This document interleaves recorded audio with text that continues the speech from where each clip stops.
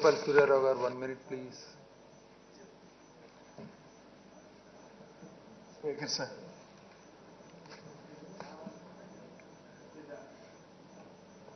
ఎవరూ కూడా ఇవాళ మనందరితో నిన్నటి వరకు కలిసిమెలిసి జీవించినటువంటి ఒక గొప్ప అనుభవం కలిగినటువంటి రాజకీయ నాయకుడిగా, ఒక నిబద్ధత కలిగినటువంటి ప్రజానాయకుడిగా పేరొందినటువంటి భూమా నాగిరెడ్డి గారి యొక్క ఆ మరణం గురించి ఇక్కడ మనం మాట్లాడుకోవాల్సినటువంటి పరిస్థితులు వస్తాయని ఎవరు ఊహించలేదు అధ్యక్ష. పెద్ద వయసు ఉన్నటువంటి వ్యక్తి కాదు. బహుశా వ్యక్తిగతమైనటువంటి కుటుంబ జీవితంలో కాస్త ఇబ్బందులు ఉన్నా, నిరాశ ఉన్నా, మిగిలిన బిడ్డల కోసం తను ఒక ఆదర్శంగా బిడ్డల భవిష్యత్తు కోసం నా యొక్క గమ్యం ఉండాలన్నటువంటి ఆలోచనతో నడుస్తున్నటువంటి గొప్ప కుటుంబ యజమాని అధ్యక్ష భూమా నాగిరెడ్డి గారు. అలాంటి వ్యక్తి యొక్క మరణం గురించి ఈరోజు మాట్లాడుకుంటుంటే వయసు రీత్యా కానీ, లేకపోతే తనకున్నటువంటి ఏ చిన్న తనకి మరణం వస్తుందని ఊహించినటువంటి పరిస్థితులు ఎవరికి లేవాలని అధ్యక్ష. అలాంటి వ్యక్తి ఆ మరణం గురించి మాట్లాడుకుంటుంటే నిజం బాధ అనిపిస్తుంది అధ్యక్ష. ఒక గొప్ప నాయకుడు అధ్యక్ష. నిన్న మొన్న ఈ రాష్ట్రంలో ఉన్నటువంటి ప్రతి ఛానల్లో కూడా బహుశా నాకు తెలిసి ఎంత ఒక సాధారణమైనటువంటి ఒక శాసనసభ్యుడు మరణిస్తే ఇంత భారీ ఎత్తున 2 రోజులు ఏకదాటిన అన్ని ప్రచార సాధనాలు కూడా వారి యొక్క మరణం గురించి, వారి జీవితం గురించి చెప్తూ ఉన్నప్పుడు ప్రతి ఒక్కరూ కూడా నిన్న మొన్న మనకు కూడా అసెంబ్లీ హాలిడే అధ్యక్ష. ప్రజలందరూ విస్తుపోయారు అధ్యక్ష. ఆశ్చర్యంగా చూస్తున్నారు అధ్యక్ష.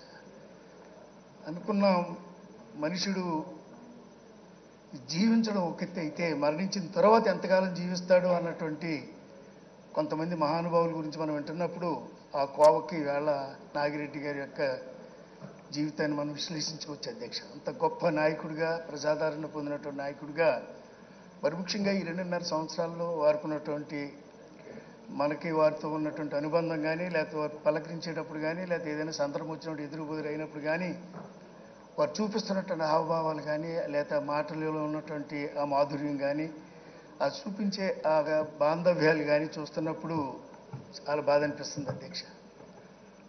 నేను అనుకుంటాను వారితో పెద్దగా నాకు ఇప్పుడు వారితో నేను శాసనసభ్యుడికి వెళ్ళిన వారు మామగారు మేము కలిసి పనిచేసే అనుభవం వచ్చి బహుశా భూమా వారి ఫ్యామిలీకి, అదేవిధంగా ఎస్వి సుబ్బారెడ్డి గారి కుటుంబం బహుశా తెలుగుదేశం పార్టీతో విడదీగినటువంటి ఒక అనుబంధం బహుశా ఆ భగవంతుడి రాజకీయ వ్యవస్థలో అది నిర్మించారేమని అనుకుంటాను అధ్యక్ష.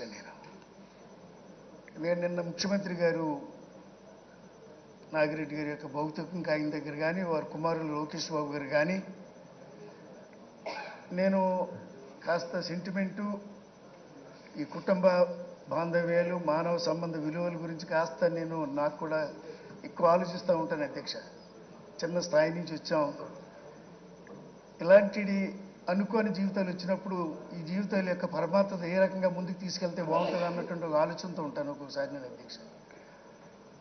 ఇది భూమా నాగిరెడ్డి గారు కానీ, లేకపోతే ఆనాడు పెద్దలు ఎస్వి సుబ్బారెడ్డి గారు కానీ, లేకపోతే వేళ ఉన్నటువంటి వారి కుమారులు మోహన్ రెడ్డి గారు కానీ, తెలుగుదేశం పార్టీకి మరి ముఖ్యంగా చంద్రబాబు నాయుడు గారికి వారికి ఉన్నటువంటి ఈ అనుబంధం ఇది ఎప్పుడో పూర్వజన్మంలో ఉన్నటువంటి ఆ యొక్క అనుబంధమే ఈవేళ మనం బ్రతుకున్నప్పుడు ఏర్పడినటువంటి అనుబంధంగా నేను తలుస్తూ ఉంటాను అధ్యక్ష. చూశాను అధ్యక్ష, మనం కూడా గమనించాం ఎంత అనుబంధం లేకపోతే బహుశా మనకు తెలిసిన తర్వాత చాలామంది యొక్క మరణాల సందర్భంగా మనం ఇక్కడ సంతాప సభలో సంతాపాన్ని వ్యక్తం చేసినవి ఉన్నాయి. కానీ వేళ కేవలం భూమా నాగిరెడ్డి గారి యొక్క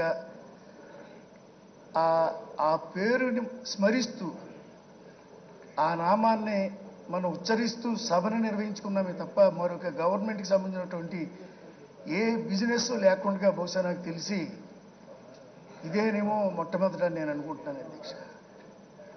గొప్ప మానవతావాది అధ్యక్ష, మానవ విలువలు తెలిసినటువంటి వ్యక్తి.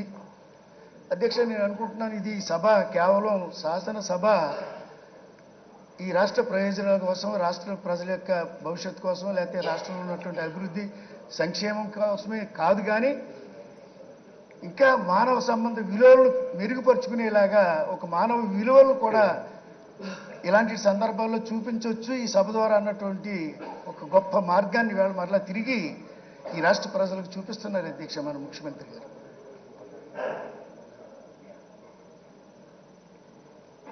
ఒక మానవ జన్మ సహజంగా మనకు మరణం సహజం అధ్యక్ష. Please. ఆ మరణం ఏ రూపంలో వస్తుంది, ఎలా వస్తుంది, ఎప్పుడు వస్తుంది అనేది మనం తెలియదు, కానీ పుట్టుక అయితే మనకు తెలుస్తుంది.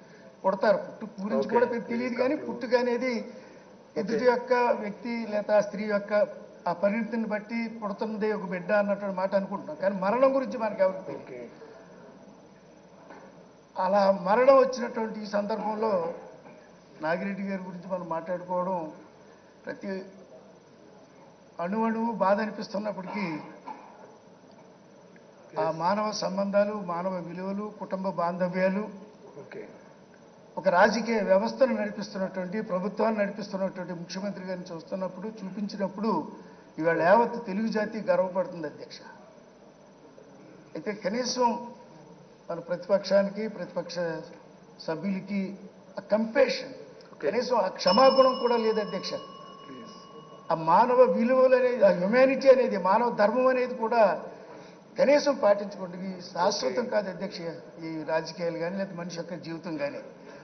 ఇలాంటి పరిస్థితుల్లో వాళ్ళు చూపించినటువంటి ఈ భయానకమైనటువంటి ఈ మానవ విలువలకు భిన్నమైనటువంటి ఒక మృగప్రాయమైనటువంటి వికృతమైనటువంటి జీవన విధానానికి ఒక నాంది పలుకుతున్నటువంటి ధోరణి వేళ ప్రతిపక్షం నుంచి చూస్తున్నప్పుడు ఇవాళ మనందరం కూడా అది మనం సిగ్గుపడాలా లేకపోతే బాధపడాలో అర్థం కావట్లేదు అధ్యక్ష.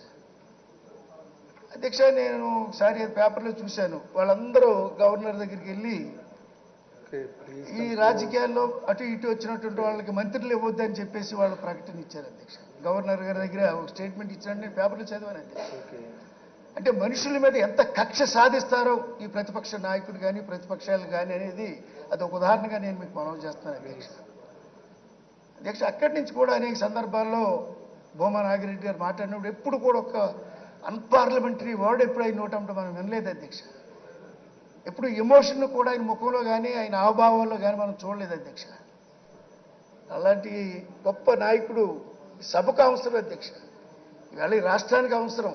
ఇవాళ రాష్ట్రం ఒక ఛాలెంజ్తో ముందుకు నడిపిస్తున్నటువంటి ఈ తరుణం అలాంటి మహానుభావులు అందరూ, పెద్దలందరూ ముఖ్యమంత్రి గారికి చేతిగా నిలబడమే వారిలో ఉన్నటువంటి ఆ గొప్ప నిబద్ధతకి, వారు ఏ సందర్భాల్లో ఏ పరిస్థితుల్లో ఈ రాజకీయ లేకపోతే ఈ ప్రజా జీవితంలోకి వచ్చారో మనకి ఈజీగా అర్థమవుతుంది అధ్యక్ష. అలాంటి మహానుభావుల పట్ల మరి ఆ వ్యక్తులు లేకపోతే ప్రతిపక్ష పార్టీ లేదా ప్రతిపక్ష నాయకుడు వ్యవహరిస్తున్నటువంటి తీరైతే ఈవేళ మనందరం కూడా సిగ్గుపడే పరిస్థితులు ఈవేళ మనకి కనపడుతున్నాయి అధ్యక్ష. ఏదేమైనా మరి గొప్ప నాయకుడు భూమా నాగిరెడ్డి గారు వారి సోదరులు కూడా Please cooperate. Please. కోల్పోయారు. అదేవిధంగా 3 బిడ్డలు ఇంకా ఉన్నారు.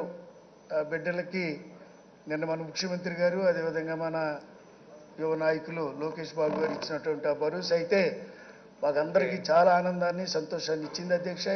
ఎందుకంటే ఎవరి జీవితాలు ఎలా వెళ్తాయో తెలియదు, కానీ మనందరికీ ఒక కుటుంబ సెంటిమెంట్తో నడిపిస్తున్నటువంటి రాజకీయ తెలుగుదేశం పార్టీ అధినేత లేకపోతే రాష్ట్ర ముఖ్యమంత్రి గారు Please conclude.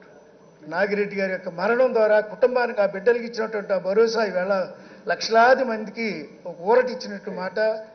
కష్టాల్లోని లేకపోతే ఒక నిబద్ధతతో పనిచేసే నాయకులకి ఎప్పుడు ఈ మానవ సమాజంలో గౌరవం ఉంటుంది, విలువలు ఉంటాయి అనే ఒక ఆత్మవిశ్వాసాన్ని, ఒక ఆత్మధైర్యాన్ని Okay. మనలో తీసుకొచ్చినటువంటి ముఖ్యమంత్రి గారిని మనం ముఖ్యంగా మరి అభినందించడం కాదు, కానీ ఆ చూపించినటువంటి ఆ మానవీయతను, ఆ మానవత్వాన్ని, మానవ ధర్మాన్ని ఈవేళ వారి కుటుంబం పట్ల చూపించినటువంటి మాట కోసం నేను అన్నాను. వీళ్ళ ఇద్దరి మధ్యని తెలుగుదేశం పార్టీకి, భూమవారి కుటుంబం లేదా ఎస్వి సుబ్బారెడ్డి గారి కుటుంబానికి ఉన్నటువంటి ఈ బాంధవ్యం, ఇది బహుశా భగవంతుడే నిర్ణయించినటువంటి ఒక బాంధవ్యంగా, ఆ బాంధవ్య నిర్వహణలో ఆ బిడ్డలకు భవిష్యత్తు కోసం కూడా ముఖ్యమంత్రి గారు ప్రత్యేకమైనటువంటి మాట చెప్పడం, ఆ భగవంతుడు, ఆ పరమేశ్వరుడు ఆ బిడ్డలకి తండ్రి లేడు, తల్లి లేదు, నాకు ఎవరు లేరు అన్నటువంటి మాట సహజంగా అనుకుంటున్నప్పటికీ నాకు ఒక పెద్ద అండగా ప్రజా వ్యవస్థ, ప్రజల పక్షాన్ని నిలబడినటువంటి తెలుగుదేశం పార్టీ అధినేత చంద్రబాబు నాయుడు గారు నాకు ఒక ఆత్మీయ తండ్రి అనే ఒక ఆలోచనతో బిడ్డలు బతకాలని, మరణించినటువంటి మనలో లేనటువంటి గొప్ప నాయకుడిగా పేరొందినటువంటి నాగిరెడ్డి గారి యొక్క ఆత్మ ఆ పరలోకంలో శాంతించాలని మనస్ఫూర్తిగా వారికి నేను నివాళులు అర్పించుకుంటూ అవకాశం ఇచ్చిన మీకు ధన్యవాదాలు నెహ్రూ గారు 1 తెలియజేస్తాను. minute, please. Just 1 minute.